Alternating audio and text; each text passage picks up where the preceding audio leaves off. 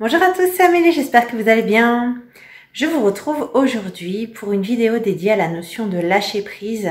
Qu'est-ce que le lâcher prise et surtout comment lâcher prise? C'est loin d'être aussi évident qu'on peut le penser parce que nous sommes vraiment dans une société où on nous a appris à être dans le mental. Le mental est aussi beaucoup conditionné. Donc, il peut arriver dans la vie qu'on ait envie d'atteindre telle situation, qu'on ait envie d'atteindre tel objectif, à un point tel que l'on va même se mettre la pression pour l'obtenir. Et qui dit pression, dit au bout d'un moment épuisement, stress et tous les problèmes que vous pouvez avoir avec. Alors, on va donc essayer de comprendre comment on peut lâcher prise. Mais aujourd'hui, pour faire ça, j'ai décidé de vous donner des exemples concrets parce que il faut comprendre avant tout pourquoi on réagit de cette manière-là, pour pouvoir ensuite essayer d'appliquer des solutions qui nous permettent d'apprendre, je dirais, à nous détendre. Car quelque part, lâcher prise, c'est ça. Même si on aspire à des choses, même si des choses nous préoccupent, il faut apprendre à avoir de la distance. Alors, c'est loin d'être facile au premier abord, mais à force d'y travailler, on y arrive très bien. Alors, je vais prendre un exemple pour que vous compreniez bien comment on est toujours finalement dans cette pression qu'on se met face à soi-même et donc comment on peut en sortir. Donc, souvent, il peut nous arriver, par exemple, de vouloir à tout prix, par exemple, une chose ou d'atteindre tel objectif. Et alors, quand on ne sait pas lâcher prise, ça va vraiment nous préoccuper. Je dirais presque à 200%, ça va presque jusqu'à l'acharnement.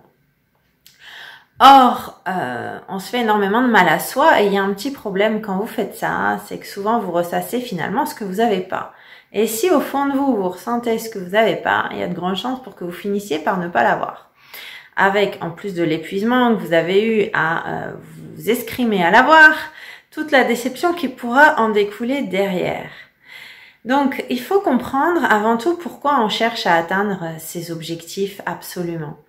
Généralement, c'est parce que notre mental nous dit que ça, c'est bien pour nous et on est beaucoup dedans et on veut atteindre telle situation, on veut avoir telle chose, on pense vraiment que c'est ce qui est approprié pour nous. Mais, comme je viens de vous le dire, c'est votre mental. Et peut-être qu'au fond de vous, vous êtes quelqu'un d'autre à qui autre chose conviendrait. Et finalement, avec le temps, on peut parfois se rendre compte que ce qui est arrivé, finalement, c'était bien. Vous étiez très déçu parce que c'était votre mental qui voulait la chose que vous n'avez pas eue, la chose dans laquelle vous avez mis plein d'énergie. Et puis finalement, vous vous rendez compte que ce qui est arrivé, c'était mieux parce qu'aujourd'hui, vous avez dès lors pris un chemin qui vous correspond mieux, qui correspond mieux à qui vous êtes. Mais effectivement, qui vous êtes, ça n'avait rien à voir avec ce que voulait votre mental au moment où vous souhaitiez ces choses. Ben voilà, je voulais vous rappeler ces deux choses pour vous aider à lâcher prise. Déjà comprendre pourquoi on lâche pas prise. Parce que voilà, c'est le mental, la société va nous faire croire par le biais de divers conditionnements collectifs que c'est très bien d'avoir ça. Et on va le vouloir. Mais une fois qu'on ouvre les yeux et qu'on reprend de la distance, effectivement, on arrive à relativiser les choses, d'autant quand on a pris conscience de ces deux choses que je viens de vous dire. Que même si vous voulez quelque chose et que vous mettez toute votre énergie, eh ben ça sert strictement à rien par contre d'aller vous épuiser, de pas réussir quand même à prendre de la distance.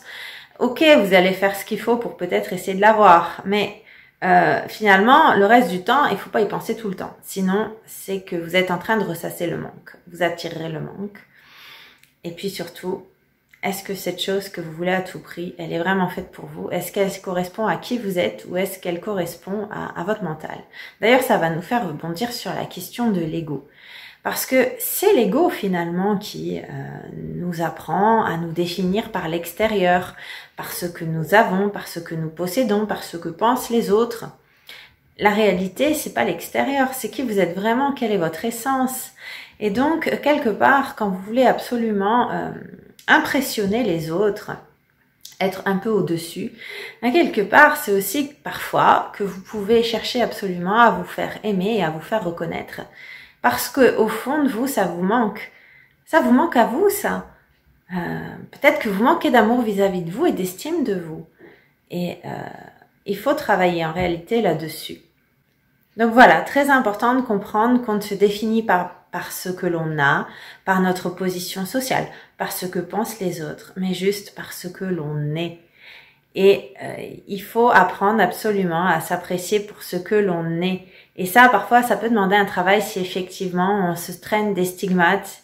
Il y a eu des choses qui ont fait qu'on n'a pas eu confiance en soi. Et toutes ces pistes, elles sont évidemment très nombreuses. Du reste, peut-être que pour conclure, je dirais que même lorsque votre ego ou votre mental veut quelque chose et que vous l'avez pas, ce que vous pouvez faire déjà, c'est comprendre tout ce que je viens de vous expliquer, à quel point il faut relativiser les choses pour les raisons que je vous ai expliquées. Mais d'autre part, il faut aussi accepter du coup ce qui va vous arriver. C'est-à-dire si vous l'obtenez, notamment parce que cette chose elle est bien pour vous. Vous n'en avez pas conscience, vous savez toujours pas vous écouter, mais effectivement ça vous correspond. Il y a des chances pour que vous l'obteniez. Mais si c'est en dissonance avec vous, généralement il y a des chances pour que vous l'obteniez pas. Et il faudra pas prendre ça comme un échec. Il faut vraiment apprendre à accepter les choses et à avoir de la gratitude. Alors, tant qu'on n'a pas vraiment compris qui on est, je sais que ça peut être difficile si on est très très dans le mental. Mais même si vous voulez pas comprendre la profondeur dans un premier temps, parce que il faut travailler encore un petit peu sur vous, essayez au moins de pratiquer ça, l'acceptation et la gratitude. Ça vous procurera un grand apaisement.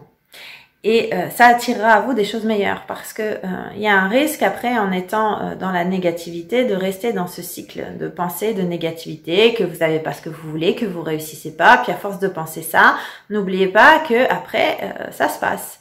Donc choisissez la clé de l'apaisement.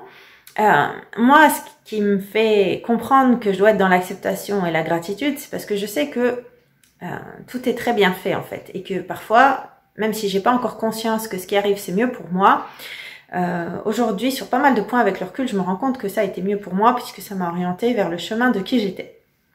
Et que tant que j'étais pas qui j'étais, j'étais jamais bien et puis il y a jamais rien qui allait. Mais ça, c'est juste normal. J'étais pas alignée avec moi-même, avec qui je suis. Donc l'acceptation, la gratitude, parce qu'on a la conviction que tout est parfait. Et si vous l'avez pas encore, juste essayez de le pratiquer quand même, dans un premier temps. Et puis essayez de voir un petit peu quel sentiment ça vous procure, si ça vous fait pas un peu de bien. Et puis si dès lors, ça vous attirerait pas de meilleures choses, parce que vous n'allez pas tomber dans l'état d'esprit négatif. Voilà ce que j'avais à vous dire. J'espère que ça vous sera utile, que ça vous aura parlé. Évidemment, tout est loin d'être exhaustif. Je pense que sur chaque notion de développement personnel, on pourrait faire des capsules et en parler des heures, mais après c'est pareil. Quand il y a trop d'informations, c'est pas toujours non plus l'essentiel. Ici, j'ai vraiment voulu reprendre 2 exemples, je pense, que l'on peut retrouver quand même chez la majorité d'entre nous. Alors, je vous remercie pour votre écoute. N'oubliez pas que éventuellement, si ça peut vous être utile, je donne également des consultations en présence sur la région Haute-Savoie ou à distance, des séances donc de développement personnel, justement si vous cherchez à essayer de trouver votre mission de vie, ce qui vous correspond vraiment, si vous n'arrivez pas à trouver l'épanouissement, que vous n'arrivez pas à gérer des conflits émotionnels, etc., etc., etc. Donc n'hésitez pas, je vous mets le lien en descriptif de la vidéo. En attendant, j'espère que celle-ci vous a plu. Je vous remercie pour votre écoute et je vous dis à très bientôt pour d'autres vidéos.